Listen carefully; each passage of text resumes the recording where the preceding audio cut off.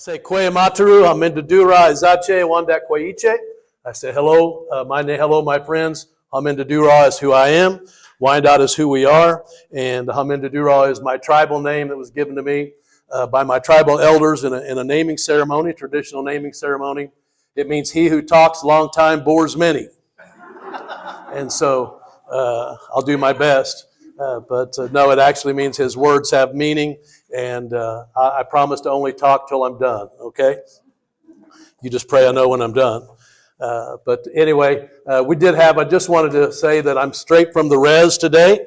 We had our reservation confirmed last week by the Oklahoma Criminal Court of Appeals, and so you know, it's essential. It's essential for self-governance, essential for sovereignty, to be able to govern your own community and to have territorial jurisdiction over your lands. And, you know, it's just amazing that it's taken us this long to get here. But, you know, that's what sovereignty is. Sovereignty is the right to govern your own communities. It's the ability to preserve your own culture. And it's the right to control your own economy.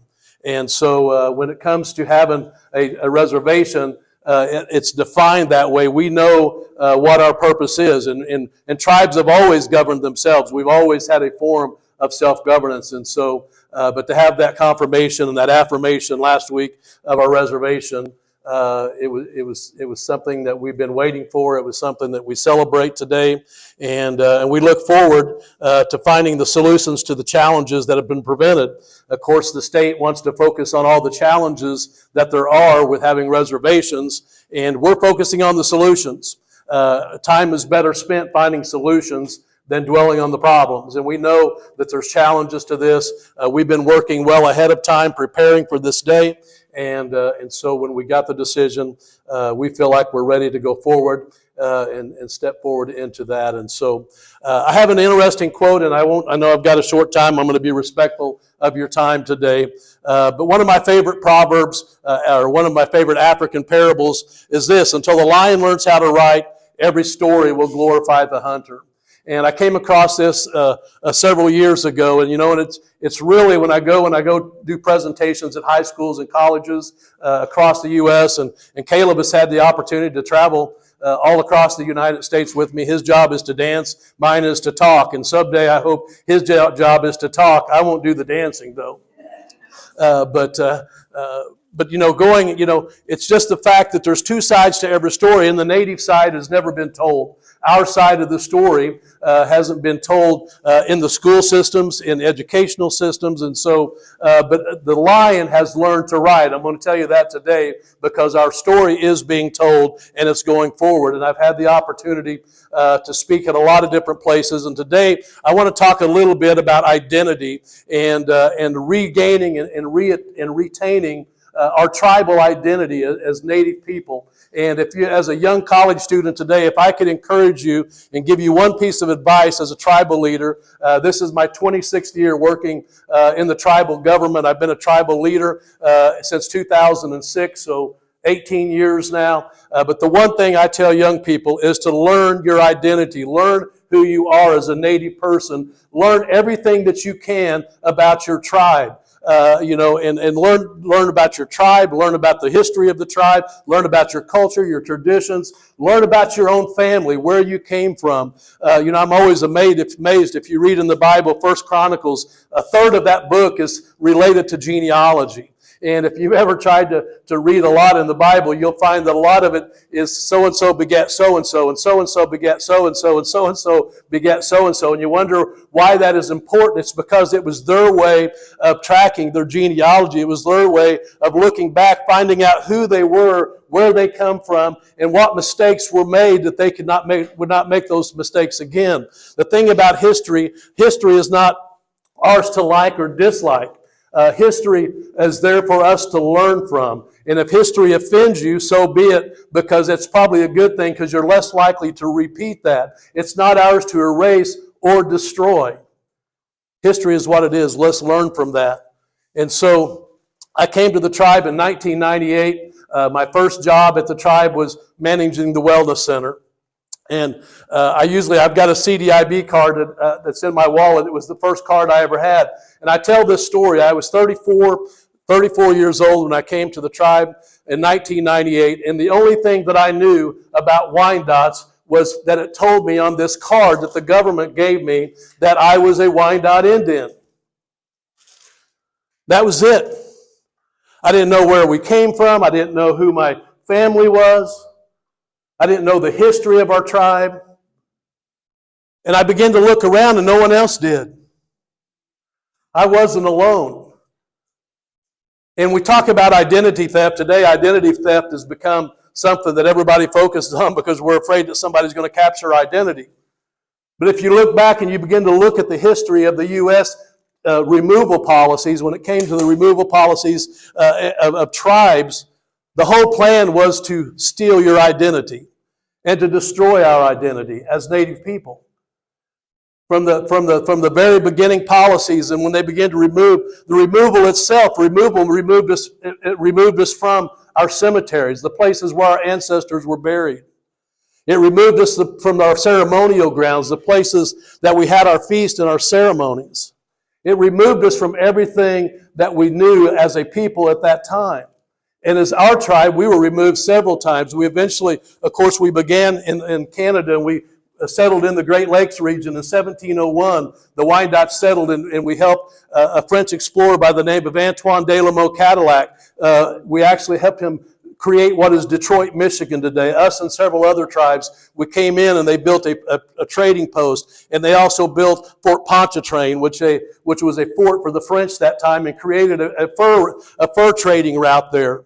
And so the Wyandottes were a part of that. Eventually we migrated into Ohio. And at one time we had millions of acres in Ohio. And we actually spread the blanket for the Delawares to come, and the Shawnees to come, and the Senecas to come. We allowed them to come in. We were known as the keepers of the council fire. The other tribes looked up to us as their grandfather. They called us their uncle. And any time that the tribes would gather, whether it was regarding war, it was regarding trading rights or fishing rights or hunting rights, they would gather at a place right outside of Lake Erie there called the Big Rock. And it was there that the Wyandottes would head up those meetings, and they would provide counsel, and we were keepers of that council fire.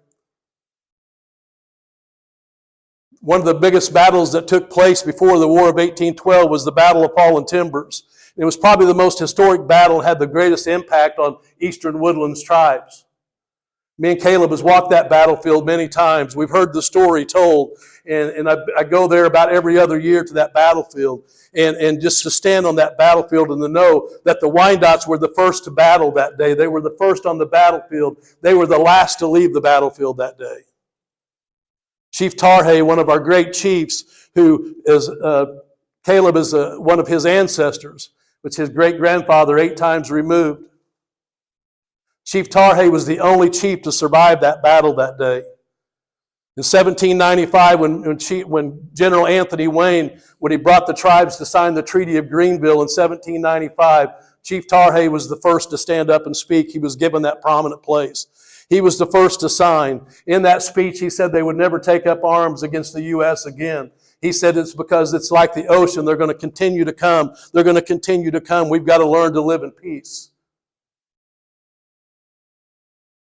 These were the Wyandotte people. These were things I didn't know growing up as a child. I was at a meeting when I first became a tribal leader. I went to a meeting, and in that meeting there was a man there that spoke about the 7-generation principle of the great law of the Haudenosaunee people. And he said in our every deliberation we must consider the impact of our decisions upon the next 7 generations. And that statement never left me. It was just like a life moment that I had, and I began to think and I began to dwell on that. And I began to think about a story of a man by the name of Adam Brown, that if you go to Michigan today, right outside of Detroit, there's a place called Brownstown, Michigan. Adam Brown, at the age of anywhere, he was between the ages of 8 and 11 years old. He was out in Virginia, in Augusta County, Virginia, and it was there that the Wyandottes and several other tribes had raided the village that day. And during that process, they raided the schoolhouse, and the school teacher was killed, and there was 2 young boys that was captured by the Wyandottes. One was Samuel Brown and one was Adam Brown. They were two young white boys. Samuel Brown was a little older. He escaped the next day and he went back home. Adam Brown was taken by the Wyandottes all the way to Michigan. He was adopted into the Deer tribe of the tribe, into the Deer clan. Of the tribe. He eventually marries a woman of the Big Turtle tribe. They eventually begin to have children. Adam Brown signed 3 of our treaties with the federal government out of the 19. Adam Brown became Chief Adam Brown as a white man, became a chief of the tribe. During the War of 1812, prior to that, you can read stories about him. And it was given to him Adam Brown had the responsibility of teaching the history of the tribe to all the young warriors in the tribe. Each fall, they bring the young warriors into his cabin, and he had a large trunk, and he would get out all the wampum belts and all the treaties that they had signed with the tribe, and he would put them out and lay them out, and he would go through the history and make sure that every young warrior knew the history and knew what each one of those wampum belts said. Adam Brown had a son by the name of Samuel. Samuel had a son by the name of John D., who had a son by the name of John D., who had a son by the name of Alpheus, who had a son by the name of Calvin, who had a daughter by the name of Beverly, who is my mother. You talk about the decisions that are made 7 generations and the impact that they have today. So when I came to work for the tribe, I just began to wonder. I began to become inquisitive. I began to become passionate about learning the history of our tribe. Because I knew once I began to learn these things that I wanted to make it our principle and our goal and our vision that we never have another generation that does not have the opportunity to know who they are as a Wyandotte person. To know the history of their tribe, because what better thing is you're growing up as a child. You may not have the most money. You may not be the smartest kid. You may not be the most athletic, but you can take pride in knowing I'm a Wyandotte. I'm an indigenous person. I'm a native. And I came from this line of people. Because the thing that we don't talk about, the aftermath of removal, and the aftermath of removal is what we call cultural genocide. I was asked several years to go to Heidelberg. I went to Heidelberg University in Tiffin, Ohio. And every year they have a lecture series based on genocide and different genocides that's taken place across the world. And they asked me to come and give a lecture on the cultural genocide, or not the cultural genocide, I'm sorry, the physical genocide of Native American people, of indigenous people. And the estimate is from anywhere from 90 to 94% of indigenous people were either killed or they died because of the diseases that were brought over from the Europeans. 90%. It's a miracle that you're sitting in this room today. It's a miracle that you're here. You are here for a purpose. You're here for a reason. If you're an indigenous young person in this room today, find out what that mission and find out what that reason is. That you're here today, because many of your ancestors died so you could have the right to be here today. When we talk about identity, knowing who we are, you think about the policies that were instituted in the boarding schools. What did they take away? They took away their language. They couldn't practice their culture. They couldn't practice their traditions. All of those things are part of identity. Trying to destroy the identity. But as this parable said, the lion has learned to write. You're going to be that generation that raises up and tells this story. I'm getting old. I'm 60 now. I'm not going to be here forever. But you're here for a reason. And I want to challenge you, if you're a young person, if you're a college student, if you're an indigenous person, to make sure that you know everything that you can about who you are as a native person. Everything that you can about your tribe. Everything that you can about your ancestry and who your family was, where you came from. It doesn't seem like much now, but the older that we get, the more we want to find out why I am the way I am. Why do I do the things that I do? What is the reason behind that? We talk about reconnection. One of the things that we begin to do as a tribe, and we're a small tribe, we have 7,131 tribal citizens. About 25% of them live in the state of Oklahoma. About 25% live in Arkansas, Missouri, and Kansas. About 25% live in California, and about 25% are in Washington, Idaho, and Oregon. And so as I begin to really dig in and we begin to really learn, because what I found out is I went to Ohio, and there was people that kept our history there. There was missionaries, there were historians, and a lot of our history, Ohio used to be the Oklahoma. There was 45 tribes that called Ohio home at one time. I have the privilege now of sitting on the board of trustees for the Ohio Historical Society. It's called the Ohio History Connection.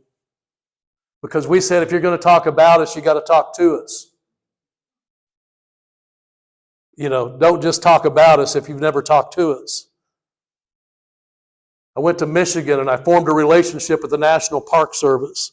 The Battle of the River Raisin Battlefield, where one of the battles of the War of 1812, where the U.S. suffered their largest casualty rate, was at that battle. There was 2 Wyandotte chiefs. Of course, the Wyandottes were split by the War of 1812. You had the Huron party that fought with the British in Tecumseh, and then you had the neutral party that was with Tarhe in Ohio. But it was at that battle there was 2 Wyandotte chiefs that led the Indian Confederation, Chief Roundhead and Chief Walks in the Water. And so we formed that relationship, and we continue that relationship, and National Park Service has access to a lot of first source documents and access to a lot of libraries that we weren't able to get into until we formed that partnership. We began to learn everything that had been dormant for years. And now we've gained access to that knowledge. And now this is being passed down to our preschool. We're teaching our language in our preschool. We're teaching our preschoolers how to sing our songs and teach our language to them. And we have Zoom classes. We're doing all these things. But 2 of the most important programs, we started a summer intern program in 2007. Caleb has been in that program 5 years. Yeah, I think he's took a red shirt and he gets a medical COVID year or something. He's been there for a while. But this intern program we started in 2007, I said, we're going to hire every high school and college kid that puts an application in their Wyandotte. We're going to hire them and put them to work in the tribe. Number 1, it's going to give them an income, get them off their parents' payroll for the summer. And what do I tell them every year? I say, you can be hired and you can be fired, right? If you get fired, you can come back and try again next year. But it wasn't just about a paycheck. I said, number 2, I want to expose them to everything that we do as a tribe. I want to let them know if they go to Oklahoma State and get a degree, they can come back to work and work for the tribe and show them all the different things that we do.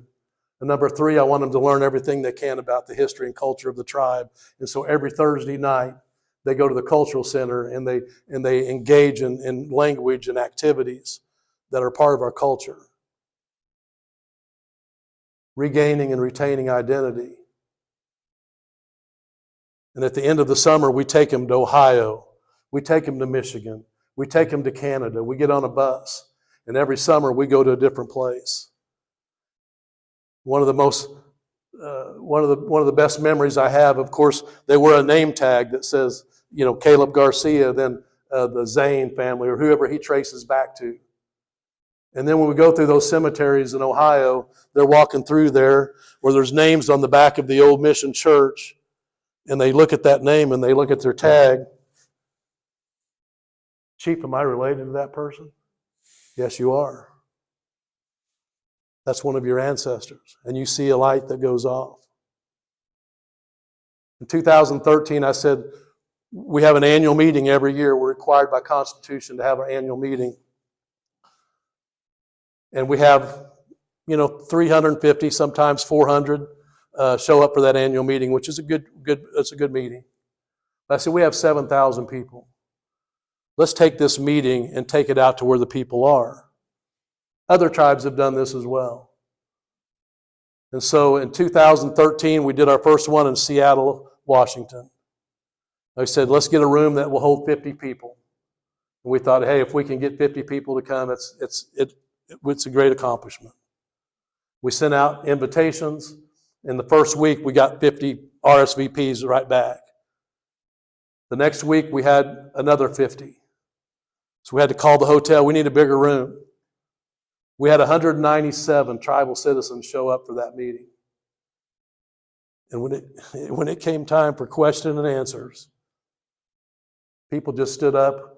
They didn't have any questions. They said, thank you for coming out here. Thank you. I was told by my grandparents as a child we were Wyandotte. But we've never been to Wyandotte. We've never been to the reservation. We heard stories, but we never been. And it was just, and we've been doing those ever since. We do 2 of those. We're getting ready to go to Denver, Colorado here in about a month to do one. Reconnecting our nation. Reconnecting. Bring it back. You know, as I said, you as young people, you have the opportunity to do great things for your tribe.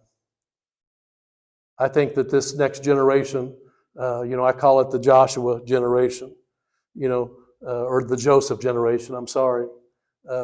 Joseph was the one that in the Bible, who spent all the time and actually brought the tribe of Israel back.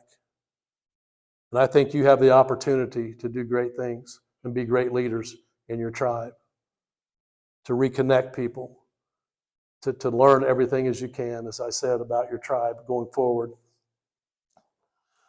The town hall meetings have just been a great way to get out and spread what the tribe does and let people know who they are. Since then, every year at powwow time in our annual meeting in September, we have people now that come from Washington. They come from California. We've had people move back to our elder housing from these town hall meetings. We go out and show them, here's what we're doing for our elders. We're building all these elder houses. The maximum rent is $200 a month. We take care of all the maintenance. And we've seen people move from all over the country. Until the lion learns how to ride, every story will glorify the hunter. You're the lion. Tell the story. Thank you very much.